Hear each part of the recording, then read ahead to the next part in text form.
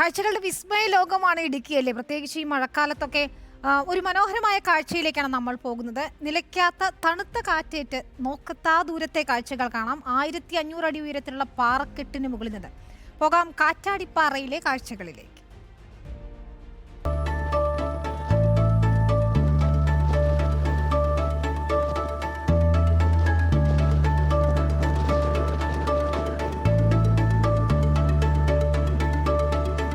നമസ്കാരം. നമ്മുടെ വണ്ടി അങ്ങനെ ഒരു കാഴ്ചയും യാത്രയും തേടിയെത്തി ഇവിടെ വന്ന് നിൽക്കുകയാണ്. ഈ സ്ഥലത്തിൻ്റെ പേര് കാറ്റാടിപ്പാറ. എന്നോടൊപ്പമുള്ളത് ഇടുക്കിയുടെ ഏറ്റവും പ്രിയപ്പെട്ട എഴുത്തുകാരൻ, അതോടൊപ്പം തന്നെ ഒരു അധ്യാപകനായിരുന്നു, മാധ്യമപ്രവർത്തകനാണ്. അപ്പോൾ ഈ ഒരു പ്രദേശത്തെക്കുറിച്ച് നമ്മുടെ ഈ കാഴ്ചകൾ തേടിയുള്ള യാത്രകൾ കാണുമ്പോൾ ആന്റണി മുനിയറ എന്നാണ് ഇദ്ദേഹത്തിൻ്റെ പേര്. സാറേ, എന്താണ് ഈ കാറ്റാടിപ്പാറ എന്നൊക്കെ പേര് വരാൻ കാരണം? ഈ കാറ്റ് വരുന്നത് എവിടെ നിന്ന് പോകുന്നത് എവിടേക്ക്, ഇലക്കൈകളിൽ നോക്കിയാൽ അറിയാം മറന്മരം എന്ന് പറയും പോലെയാണ് ഇവിടെ ഈ മരത്തലപ്പുകളൊക്കെ ഇങ്ങനെ ചലിച്ചുകൊണ്ടിരിക്കുക. ഇത് കാറ്റാടിപ്പാറ. ഏതാണ്ട് സമുദ്രനിരപ്പിൽ നിന്ന് 1500 അടിയിലേറെ ഉയരത്തിലുള്ള ഒരു പ്രദേശം. ഇടുക്കിയിലെ പണിക്കൻകുടി ഗ്രാമത്തിലാണ്, കൊന്നത്തടി പഞ്ചായത്തിലെ പണിക്കൻകുടി ഗ്രാമത്തിലാണ്. അടിസ്ഥാന സൗകര്യങ്ങളൊന്നുമില്ലെങ്കിൽ പോലും ഇവിടേക്ക് എത്തുന്ന സഞ്ചാരികൾ മനം നിറച്ചാണ് മടങ്ങാറുള്ളത്. ഈ ചുറ്റുവട്ടത്തിലെ കാഴ്ചകൾ അത്രമാത്രം മനോഹരമാണ്. മാത്രമല്ല, ഇവിടെ കുട്ടികളെ കൊണ്ടൊക്കെ വരുമ്പോൾ വളരെയേറെ ശ്രദ്ധിക്കേണ്ടതുണ്ട്. ആ തിട്ടിലേക്കൊക്കെ പോയാൽ പിന്നെ താഴേക്ക് പോകും. നമുക്ക് അങ്ങോട്ട് ആ കാഴ്ചകളിലേക്ക് കൂടി ഒന്ന് പോകാൻ തോന്നും അല്ലേ സാറേ?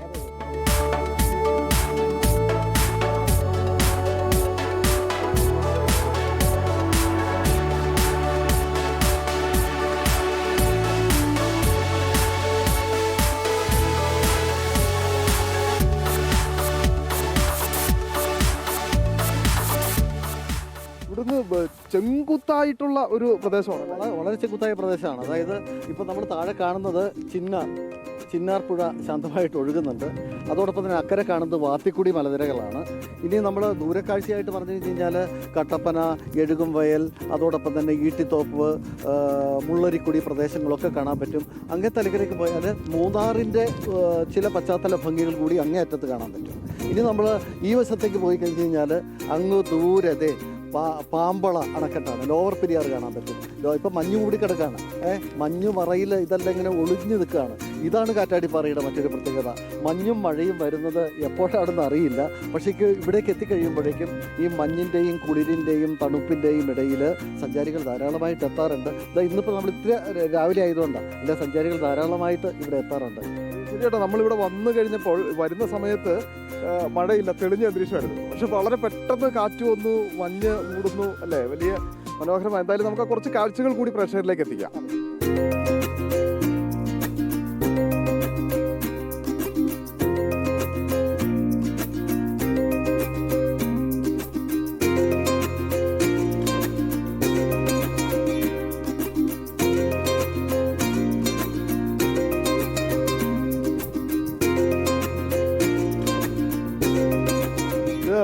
നമുക്കൊരു അഡ്വഞ്ചർ ട്രെക്കിങ്ങിൻ്റെ ഫീല് കിട്ടുന്ന ഒരു സ്ഥലമാണ്. ഇവിടെ ഒരു സുരക്ഷാ വേലിയൊക്കെ ഉണ്ടെങ്കിൽ നമുക്ക് ഇവിടം വരെയൊക്കെ സഞ്ചാരികൾക്ക് ഇറങ്ങി വന്ന് നിന്ന് ഈ താഴത്തേക്ക് കുത്തനെയുള്ള വെർട്ടിക്കലാണ്. അപ്പോൾ അവിടെ നിന്നുള്ള കാഴ്ചകളൊക്കെ ആസ്വദിക്കാൻ പറ്റുന്ന ഒരു സാഹചര്യം ഉണ്ടാകും. നമ്മൾ പറഞ്ഞ പോലെ ഈ ആമപ്പാറയിലെ കാഴ്ചകൾ പോലെ തന്നെയാണ്. ആമപ്പാറയിലെ ഇതിന് സമാനമായ രീതിയിലുള്ള സുരക്ഷാ സംവിധാനങ്ങൾ ഒരുക്കിയാൽ അത് സഞ്ചാരികളെ ഏറെ ആകർഷിക്കുന്നതിനുള്ള ഒരു കാരണമാകും അധികൃതരുടെ ഒരു ഇടപെടലുണ്ടായ.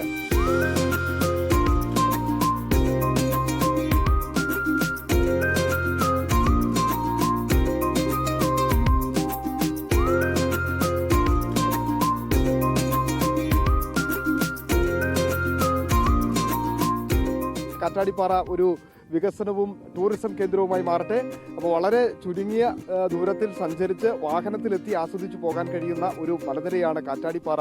മറ്റൊരു കാഴ്ച തേടിയുള്ള യാത്ര നമ്മുടെ ഇവിടെ നിന്നും ആരംഭിക്കുകയാണ്. വീഡിയോ ജേർണലിസ്റ്റ് സന്തോഷ് ശേഖവർക്കൊപ്പം reporter Sandeep Rajakkad, in reporter Idukki.